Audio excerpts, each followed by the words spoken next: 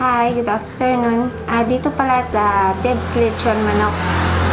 Itong business na to is gusto namin makabigay din at saka makapakain din sa mga kapwa nating Pilipino na masarap yung lechon manok na ibebenta namin sa inyo.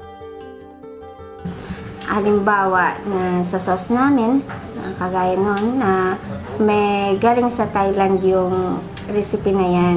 Ginagawa namin para sa kapares ng lechon manok na ginagawa namin, niluluto. Nagustuhan naman ng mga tao, tuloy-tuloy silang bumibili.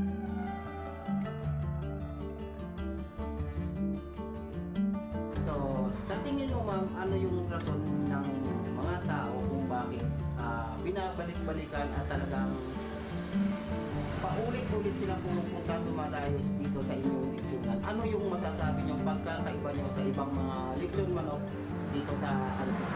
Yung lasa lang, sir. Doon lang talaga kami sa lasa. At saka, yung sabi nila, may sauce ba kayo? Yung lagi nila tinatanong. Kasi, mas gustuhin namin yung sauce. Ganon.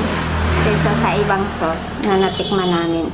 Invite ko lang pala yung sino pang hindi nakapunta dito, nakatikim ng lechon manok namin. Pwede kayong dumaan dito. Tsaka, bisitahan nyo dito tayo. Makikita nyo kami dito sa may Aviera lang sa Sebaste.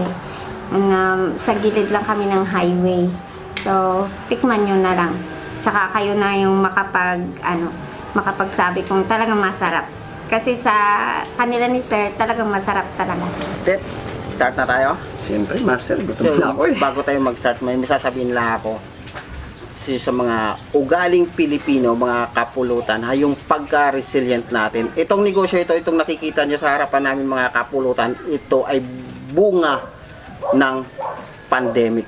Dahil sa pandemic, walang magawa yung mga tao, nag-isip kung ano yung pwedeng pagkakakitaan sa gitna ng pandemya. So yung mga kapulutan, talagang believe ako sa inyo.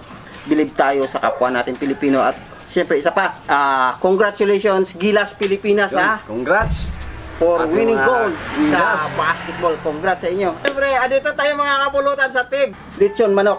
Yun. Yung pinakasikat na lechon manok dito sa Aviera, Sebaste, Antique. So, bago tayo magkwentuhan, gumatit, dasalan na natin. Dasalan mo na.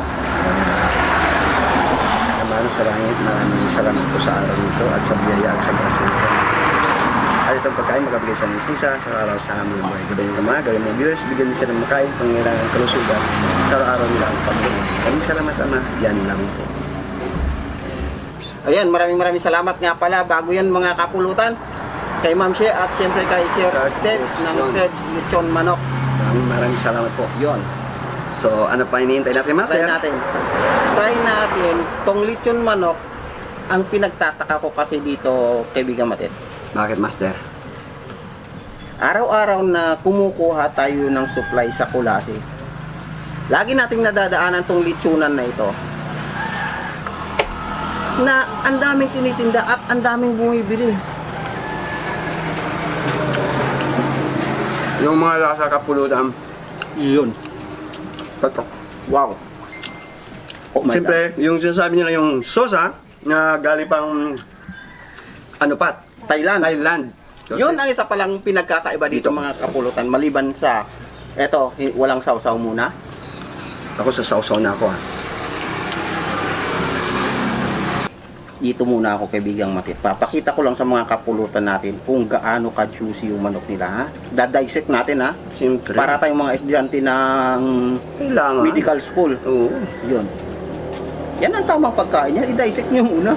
Tsaka Sabay galon. sabay suko. Yun. Dito naman tayo, Master, sa may sausawan. Tatry ko sa sausawan na. Ito.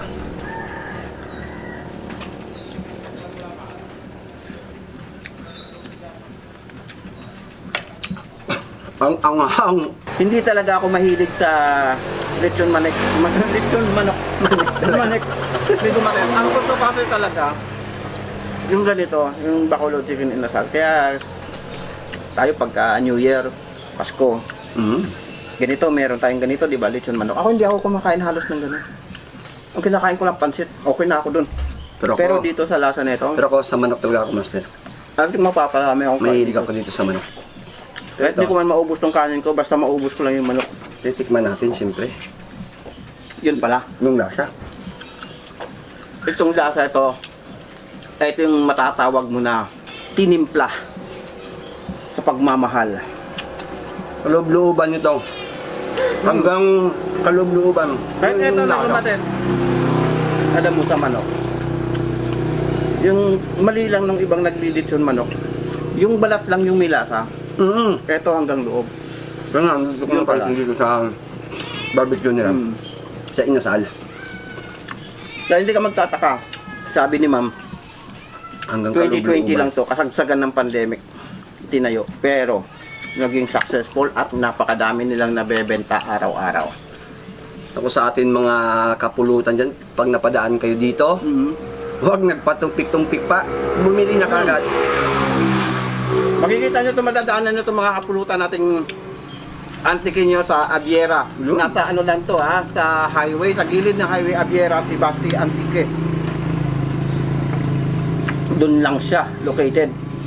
Magtataka ka ba't ang daming tao dito? Tingnan mo naman yan. Oh. Hindi overcook. Tamang-tama lang. Tamang-tama Pero yung pagka... juicy na siya. Ano pa siya? Tapos itong parang sausawan nila na parang namprik style. Namprik style na malapot. Naku! Yung ginawa nila dito, alam ko na. Thailand na ginawang Pilipino. Yung diba Bakulod nga sila? Sa Bakulod. Kaya nga, di ba? Kaya Thailand. Thailand. Dahil taga Bacolod sila. Ano connection nun? Lasing ka pa yata. Hindi master. Iba talaga yung Pinoy, no? Dami talagang alam. Of course. Kaya nga sabi ko kanina, entrada pa lang. Napaka-resilient ng Pilipino. Dito, patok ko dito. Gustong gusto ko Lasa dito, niya. gusto ko dito may gumatit yung pagka-juicy niya. Iba yung pag ano sa mga lechon manok, pag tinikman mo yung iba, dry, tapos yung parang hibla pa siya. Siyempre, master, may kasama pa yung atsara. Siyempre. Sara, tama. Yun. Ganito kasi ang ano, may gumatit pagka may mga Minsan. ihaw-ihaw, Kailangan may tanggal, atsara. umay, at sara ang katapat yan. Kaya tamang-tama ang ginawa nila sir, nila ma'am.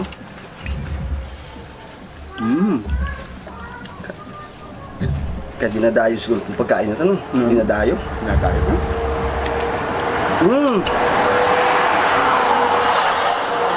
Itong nakikita nyo nito mga kapulutan, ito, yan.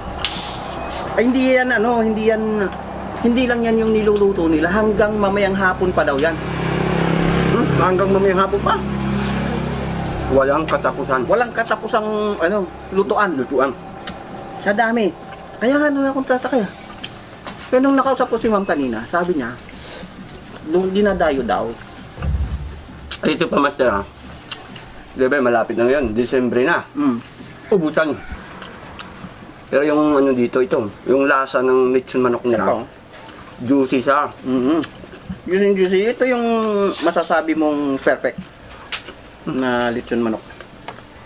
Bawat iba talaga na ano, may sa sariling timpla. Pero ito, para sa akin, juicy at saka The best. The best yung lasa. May atsara pa. Ito yung alam mo no, talagang tinimpla ng maayos. Hindi yung magkapera ka lang, tumubo ka lang, kumita ka lang, hindi yung ganun. Siyempre, gusto din ng bibili. Yung ating kapulutan sa Bicol. Natikman nila. At ito balik-balikan nila. Parang ganun yun. Sa lasa. Dapat ganun. Dapat ganun ang mindset sa mga nagninegosyo. Pag Dapat natikman, ganitong style. siyempre, hinahanap mo doon sa pagkain ng lasa. Oo. Kaya minsan sasabihin din nung mga kaibigan natin na nagtayo ng business na ganyan, hindi man lang tayo sumuporta. Yun. Pangit naman yun. Oo. Pero depende kasi yun. Pagka gumawa ka ng bagay na gusto mong kumita, kailangan sarapan mo. Yung quality. Yung talagang babalik-balikan ka, hindi yung sisino, hindi mo balik, hindi ko kaibigan, dapat support ka sa ganito kasi kaibigan mo. Paano Yung ka mga, susuportahan yung kung hindi mga naman masarap customer ka? kasi, balik-balikan talaga nila yan. Pag yung lasa, nagugustuhan nila. Mm. Ganun yun. Siyempre, kakalat yun. Doon ka bumili.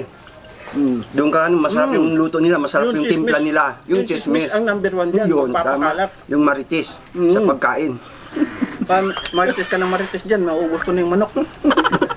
Ang dami yan. Ang sarap. Naku, Diyos ko, ang sarap nito. Hindi sa pag-ano pang-o-okray sarap. Lagyan mo pa ng ano. Kaya sa ating mga kagutom, ay makagutom tuloy. Oh, kagutom. Kagurong, kapulutan. Ang kahabab, karandi. Kabab. Anong pa hinihintay ninyo? Oh, masarap yan. So, yung atsara. Sulit na sulit yung atsara. Pati atsara, pati sausawan. Hindi kaya ikaw na si Master, ako na si Timot. Bakit? Ang dami ko. Kinain na. Bumbahan mo! Ano? Bumbahan mo, bumabawi, wala si Timot. Hindi ka na. Hindi. Wala kasi si Timot. Kaya bumbahan mo, Master, babawi ka. Malagi din niya lamangan yun. Huwag ka pa palamang kasi. Pilit din ako sa mga taga Sebaste. Itong Sebaste pala mga kapulutan. Ito yung bayan na maliit lang pero ang daming mayayaman. No? Lahat na, siguro mga pagpalagay natin 80% ng mga tao dito nasa Austria. Abroad.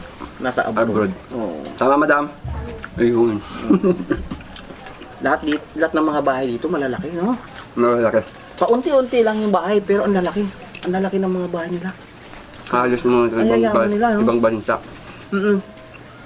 Sila ate lang ang hindi taga Taga Sebaste. Sebaste. na mayaman. Mayaman sa pagmamahal sa luto. Yun. No? Yun ang maganda. Natumbok niyo to, madam. Etong lasa na ito, natumbok niyo. Siguro kung maglalagay pa kayo nito doon mismo sa doon sa bayan mismo. Oo. Naku. Sorbo na sorbo Sa bagay, to. malapit lang din naman to sa bayan, no? Tapos yung kagaya yung ano nila, lang. master. Kinasal nila. Oo. Pag inano pa nila to ng only rice, napapaisip pa only rice. Ha? Lalong papatok pa to. Nagbigay ka ng ideya kay Madam. madam. Pero ano, sabi nga only ni rice madam lang. kanina, kung gusto mong kumain with rice, pwede naman kasi meron silang Oo. pwesto doon na pwede natin pagpwestuhan kung gusto nyo kumain. Yung full meal kumbaga, Oo. hindi yung pika-pika lang. Kapatok to. Patok na nga. Yun, maraming salamat muna mga kapulutan kay Ma'am Siyempre. Che at siyempre kay Sir Sir Tebs Tebs. ng Tebs Lechon Manok. Sa napakasarap na lechon manok, I'm sure babalik-balikan namin dito at kung may mga kaibigan man kami na mga kakilala gustong kumain ng lechon manok, sigurado yan. Recommended yan. Siyempre. Dito lang yan mga kapulutan sa Abiera, Barangay Abiera, Sebaste. Antique. Yon. Maraming salamat po mga kapulutan. Take out pa to.